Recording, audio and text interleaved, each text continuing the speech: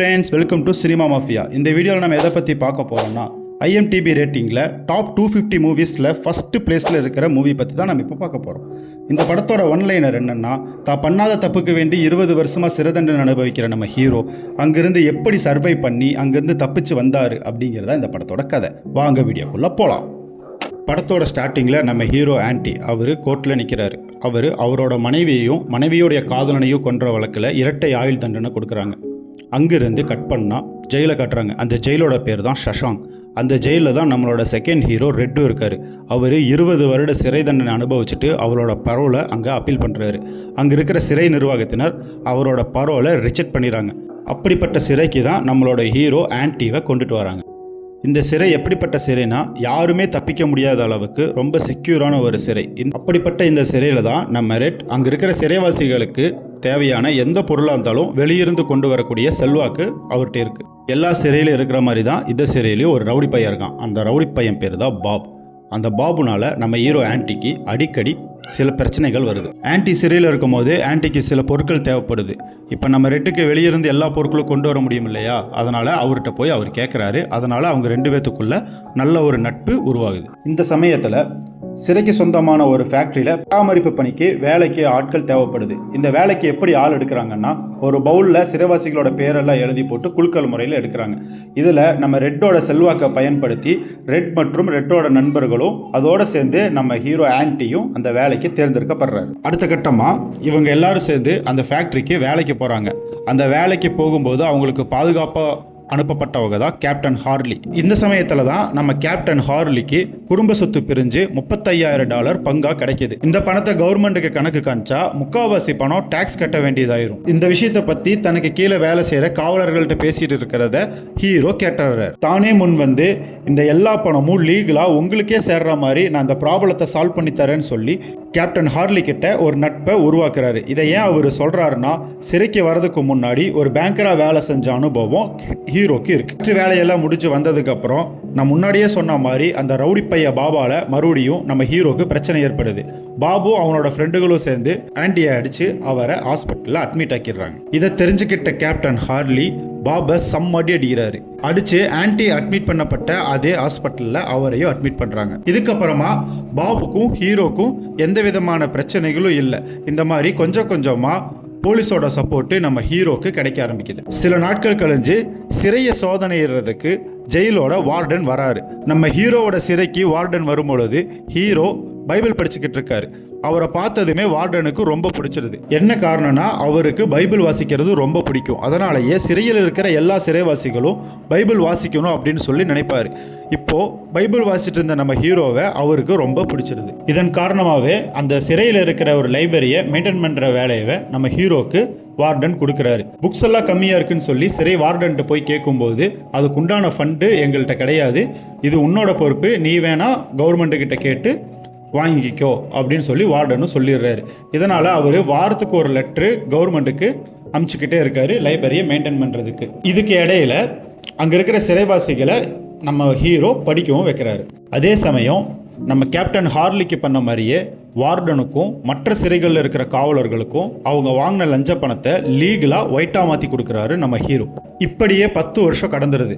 அந்த 10 வருஷத்துக்கு அப்புறமா ரெட் மறுபடியும் பரோலுக்கு அப்பீல் பண்ணுறாரு. அந்த அப்பீலும் அவருக்கு நிராகரிக்கப்படுது. நான் முன்னாடியே சொன்னேன் பார்த்தீங்களா, வாரத்துக்கு ஒரு தடவை ஹீரோ கவர்மெண்ட்டுக்கு லெட்டர் எழுதி போடுறாருன்னு. அது 6 வருஷமாக அவர் எழுதி போடுறாரு. அதோட பலனா கவர்மெண்ட் லைப்ரரியை விரிவுபடுத்துறதுக்கு ஃபண்டும் கொடுக்குறாங்க. அந்த ஃபண்டை வச்சு லைப்ரரி பெருசும் ஆகுது. இதனால் உலகத்திலேயே மிகப்பெரிய லைப்ரரியை கொண்ட சிறைச்சாலையாக அந்த சிறைச்சாலையும் மாறுது. இந்த லைப்ரரி பெருசாச்சு இல்லையா, அது மூலிமா வார்டனுக்கு நிறைய பேரும் புகழும் கிடச்சிது. அதனால் அவர் ஒரு ப்ரெஸ் மீட் வைக்கிறாரு. நாங்கள் ஜெயிலுக்குள்ளே பண்ணது போக சிறை கைதிகளை வச்சு மக்களுக்கு உண்டான நல்ல பணிகளை செய்ய போகிறோன்னு சொல்லி ஒரு ப்ரெஸ் மீட் கொடுக்குறாரு. அதுக்கு என்ன காரணம்னா, சிறை கைதிகளை வெளியே கொண்டு போய் வேலை செய்ய வச்சு அதில் வர லாபத்தையும் தானே எடுத்துக்கலாம் அப்படின்னு சொல்லி பிளான் பண்ணுறாரு. அதை செஞ்சும் காட்டுறாரு. இப்படி சிறை கைதிகளை வெளியே கொண்டு போய் வேலை செய்ய வைக்கிறதுனால வார்டனுக்கு நிறைய பணம் வருது. அந்த பணத்தை எல்லாம் தனியாக ஃபேக்காக ஒரு அக்கௌண்ட்டை கிரியேட் பண்ணி அந்த அக்கௌண்ட்டில் போட்டு அதையும் ஒயிட்டாக்கி கொடுக்குறாரு நம்ம ஹீரோ. இப்படியே நாட்களும் செல்லுது. புது கைதிகளை சிறைக்கு கொண்டு வராங்க. அதில் ஒரு பையன் பேர் டாம். அவனுக்கு படிப்பறிவுங்கிறது கிடையாது, ஆனால் ரொம்ப சுறுசுறுப்பான பையன். சின்ன சின்ன திருட்டுகளை செஞ்சு இந்த சிறைக்கு அவன் வந்திருப்பான். அவனுக்கு படிப்பறிவு இல்லை, ஆனால் படிக்கணும்னு ரொம்ப ஆசை இருக்குது. அதனால் நம்ம ஹீரோ கூட சேர்ந்து லைப்ரரியில் அவனும் படிக்கிறான், படித்து டிகிரியும் வாங்குறான். டாமும் ஆன்ட்டியும் பேசிகிட்டு இருக்கும்போது நீங்கள் எப்படி சிறைக்கு வந்தீங்கன்னு சொல்லி டாம் கேட்குறான். அப்போ நம்ம ஹீரோ நடந்ததை அவர்கிட்ட சொல்கிறாரு. தான் பண்ணாத ஒரு கொலைக்கு நான் தன்னை சிறையில் போட்டதாக அவர் சொல்கிறாரு. அப்போ தான் டாமுக்கு ஒரு விஷயம் ஞாபகம் வருது. தான் இதுக்கு முன்னாடி இருந்த சிறையில் சக கைதி ஒருத்தர் சொன்னது டாமுக்கு ஞாபகம் வருது. அது என்னன்னா, அவன் ஒருத்தனை பழிவாங்க போகும்போது அவன் கூட ஒரு பொண்ணு இருக்கா, அவங்க 2 பேர்த்தையுமே சேர்த்து அவன் கொன்னுடுறான். மறுநாள் பேப்பர் பார்க்கும்போது தான் தெரியுது அந்த பொண்ணோட கணவர் ஒரு பேங்க் ஆஃபீஸர் ஒருத்தர் கைதாயிட்டான் அப்படின்னு சொன்னது ஞாபகத்துக்கு வருது. இந்த விஷயத்த டாம் மூலியமாக தெரிஞ்சுக்கிட்ட நம்ம ஹீரோ வார்டர்கிட்ட போய் சொல்கிறாரு, தான் இந்த கொலையை செய்யலை, இந்த கொலையை செஞ்ச இன்னொருத்தன் வேற ஜெயிலில் இருக்கிறதாவும் சொல்லி தனக்கு ஹெல்ப் பண்ண சொல்லி ஆண்டி கேட்குறாரு. ஆனால் ஆன்ட்டி ஒரு வேளை ரிலீஸ் ஆகி போயிட்டா நமக்கு கிடைக்கிற உதவிகள் எதுவும் கிடைக்காது அப்படிங்கிற எண்ணத்தில் நம்ம ஹீரோக்கு உதவி செய்ய வார்டனும் மறுத்துடுறாரு. ஹெல்ப் பண்ண மறுத்தது மட்டும் இல்லாமல் 2 மாதம் ஹீரோவை பனிஷ்மெண்ட் செல்லையும் போட்டுடுறாரு. இந்த உண்மையெல்லாம் தெரிய வர காரணமாக இருந்த டாமை தப்பிக்க முயற்சி பண்ணதா ஒரு நாடகம் ஆடி அவரையும் கொலையும் செஞ்சிடுறாரு. பனிஷ்மெண்ட் செல்லேருந்து வெளியே வந்த நம்ம ஹீரோக்கு அப்போதான் புரியுது டாமை கொன்ன மாதிரியே நம்மளையும் என்னைக்காவது ஒரு நாள் கொன்றுவாங்கன்னு. முடிவு பண்ணதுக்கப்புறம் தன்னுடைய நண்பர் ரெட்டை கூப்பிட்டு அவர் மனசு விட்டு சில விஷயங்கள் பேசுகிறாரு. அது என்னன்னா, நீங்கள் ரிலீஸ் ஆகி போனதுக்கப்புறம் என்ன பண்ணுவீங்கன்னு சொல்லி ரெட்டுகிட்ட கேட்கும் போது ரெட்டு எனக்கு வாழ்க்கையை எப்படி வாழணுங்கிறதே தெரியல, எனக்கு என்னோட வாழ்க்கையே இந்த ஜெயில் தான், இந்த ஜெயிலிருந்து நான் வெளியே போனதுக்கப்புறம் என்ன பண்ணுவேன்னு எனக்கு தெரியலன்னு சொல்லி ரெட் சொல்கிறாரு. அப்போ நம்ம ஹீரோ சொல்கிறாரு, என்னைக்காவது ஒரு நாள் நீங்கள் வெளியே வந்தீங்கன்னா ஒரு குறிப்பிட்ட ஊரை சொல்லி அந்த ஊருக்கு வந்தீங்கன்னா ஒரு மலைக்கு அடியில் ஒரு கருப்பு பாறை இருக்கும், அந்த பாறையை உருட்டி பாருங்கள், நீங்கள் வாழக்கூடிய வாழ்க்கைக்கு ஒரு அர்த்தம் கிடைக்கும் சொல்லி நம்ம ஹீரோ ஒரு ஹிண்ட்டு கொடுத்துட்டு தன்னோட செல்லுக்கு போயிடுறாரு. மறுநாள் காலையில் வழக்கம் போல் சிறை கைதிகள்லாம் கவுண்ட் பண்ணுறதுக்கு வேண்டி சிறை அதிகாரிகளாக வராங்க. அப்போ ரொம்ப நேரமாகியும் நம்ம ஹீரோ வெளியே வரல. என்னடா ஆளை காணமேன்னு சொல்லி எல்லாம் உள்ளே போய் பார்க்கும் போது தான் தெரியுது நம்ம ஹீரோ தப்பிச்சிட்டாரு. ஆனால் ஹீரோ தப்பிச்சதுக்கு உண்டான எந்த ஒரு அறிகுறியுமே அந்த சிறையில் இல்லை, அந்த சிறையை சுற்றியும் இல்லை. ஹீரோ ஆண்டியை காணும்னு சொல்லி சிறை அதிகாரிகள் எல்லாரும் வார்டனை கூப்பிடுறாரு. வார்டன் வந்து பார்க்கும்போது சிறையில் வந்து அவர் தப்பிச்சு போனதுக்கு உண்டான எந்த ஒரு அறிகுறியுமே இல்லை. வார்டன் ரொம்ப கோவப்பட்டு அவரோட ஃப்ரெண்டு ரெட்டை கூப்பிட்டு விசாரிக்கிறாரு. உங்கள்கிட்ட சொல்லாமல் உனக்கு தெரியாமல் உன் ஃப்ரெண்டு எங்கேயும் போயிருக்க வாய்ப்பு இல்லை, உனக்கு தெரிஞ்சதை சொல்லுன்னு சொல்லி ரெட்டை மிரட்டுறாரு. ரெட் அவருக்கு எதுவுமே தெரியாதுன்னு சொல்லிட்டாரு. கோவத்தில் வார்டன் நம்ம ஆன்ட்டி செஞ்சு வச்ச செஸ் காயின் எடுத்து ஒரு வால் போஸ்டர் மேலே வீசுறாரு. அந்த வால் போஸ்டர் கிழிச்சுக்கிட்டு போகுது.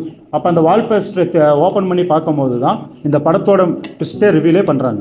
நம்ம ஹீரோ ஆன்ட்டி ஜெயிலுக்கு வந்த முதல் நாள்லேருந்தே இந்த ஜெயிலேருந்து தப்பிக்கணும்னு சொல்லி முடிவு பண்ணுறாரு. அது என்னன்னா, ரெட்டு கிட்ட அவர் போய் ஃப்ரெண்ட் ஆகும்போதே அவருக்கு தேவையான சில பொருட்கள் எல்லாம் அவர் மூலியமாக வாங்கினாருன்னு முன்னாடியே சொல்லியிருந்தோம். அது என்ன பொருள்னா, பாறையை உடைக்கக்கூடிய ஒரு சின்ன சுத்தியல். இந்த சுத்தியில் அவர் கேட்கும் போதே ரெட் அவர்கிட்ட சொல்லுவார், இந்த சுத்தியில வச்சு நீ இந்த ஜெயிலிருந்து தப்பிக்கணும்னா உனக்கு குறைஞ்சது 600 வருஷம் ஆகும்னு சொல்லி கிண்டல் பண்ணுவார். அவர் கேட்ட மாதிரியே அந்த சுத்தியில அவரும் வாங்கி கொடுத்துட்றாரு. சுத்தியில வாங்கி கொடுக்கும் போதே இதை வந்து சிறை அதிகாரிகள்ட்ட இருந்து நீ எப்படி காப்பாற்ற போற, அவங்க இதை பார்த்தாங்கனாலே கொண்டு போயிடுவாங்கன்னு சொல்லி ரெட் எச்சரிக்கையும் பண்றாரு. அவர் அந்த சுத்தியில எங்க வைக்கிறாருன்னா, வார்டனுக்கு ரொம்ப பிடிச்ச பைபிள்குள்ளேயே அதை ஒளிச்சு வைக்கிறாரு. அதுக்கப்புறமா ரெட்டு கிட்ட அவர் வந்து அவருக்கு தேவையான இன்னும் சில பொருட்களை கேட்குறாரு. அது என்னன்னா, ஒரு அந்த டைமில் இருந்த ஒரு ஃபேமஸ் ஹீரோயினோட ஒரு போஸ்டரும் அவர் கேட்குறாரு. அந்த போஸ்டரை கொண்டு போய் அங்கே ஒட்டி வச்சு நைட்டு யாருக்கும் தெரியாமல் அந்த சுத்தியலை வச்சு அவர் வந்து குளிப்பறிக்க ஆரம்பிக்கிறாரு.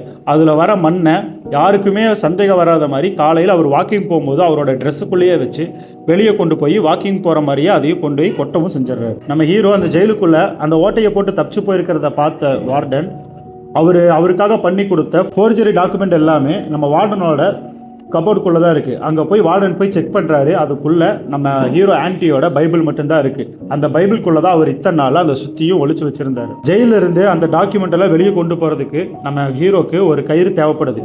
அந்த கயிறை ரெட்டோட ஃப்ரெண்டு கிட்ட போய் நம்ம ஹீரோ கேட்குறாரு. ரெட்டோட ஃப்ரெண்டு அவருக்கு அந்த கயிறை கொடுக்கவும் செய்கிறாரு. ரெட்டோட நண்பர் மூலிமா வாங்கின அந்த கயிறை தன்னோட காலிலையும் இன்னொரு பகுதியை அந்த ஃபைல்லையும் வச்சு கட்டி நம்ம ஹீரோ ஆன்ட்டி சிறையை விட்டு வெளியே வந்துடுறாரு. ஜெயிலிருந்து வெளியே வந்த நம்ம ஹீரோ கட்டையே இல்லாமல் சுதந்திரமாக மலையில் நினைச்சிட்டு இருப்பாரு.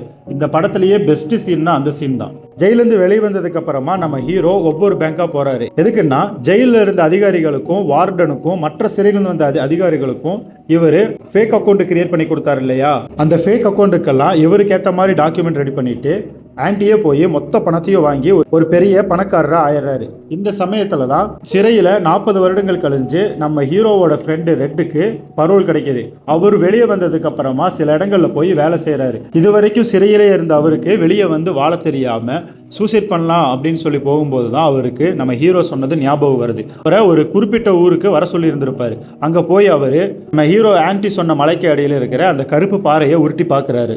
அந்த லெட்டரில் ஆன்ட்டி என்ன எழுதியிருக்காருன்னா, இந்த லெட்டரை நீங்கள் படிக்கிறீங்கன்னா நீங்கள் இப்போ வெளியே வந்திருப்பீங்கன்னு அர்த்தம். இவ்வளோ தூரம் வந்த உங்களுக்கு இதுக்கு மேலேயும் வரணும்னு ஆசையும் இருக்கும். உங்களுக்கு அந்த ஊரோட பேர் ஞாபகம் இருக்குன்னு நினைக்கிறேன். நீங்கள் அங்கே வாங்க, உங்களுக்காக நான் காத்திருக்கேன்.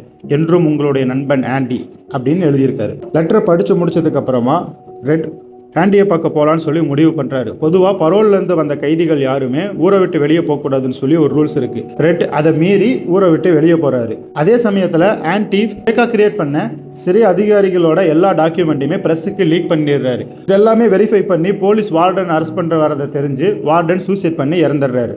ஆன்ட்டியை பார்க்கறக்கு வேண்டி கிளம்பி போன நம்ம ரெட்டு ஒரு கடலோரமாக பீச் மண்ணில் நடந்து போயிட்டு இருக்கும் போது அங்கே ஒருத்தர் போட் செஞ்சுட்டு இருக்காரு. அதுதான் நம்ம ஹீரோ ஆன்ட்டி. 2 பேரும் மீட் பண்ணுறாங்க. இந்த இடத்துல வச்சு படம் முடியுது. இந்த வீடியோ தான் எங்களோட முதல் வீடியோ. இந்த வீடியோவில் ஏதாவது நிறை குறைகள் இருந்ததுன்னா நீங்கள் கமெண்ட்டில் சொல்லுங்கள். இந்த வீடியோ உங்களுக்கு பிடிச்சிருந்தா லைக் பண்ணுங்கள். சினிமா மாஃபியா சேனலை சப்போர்ட் பண்ணுங்கள்.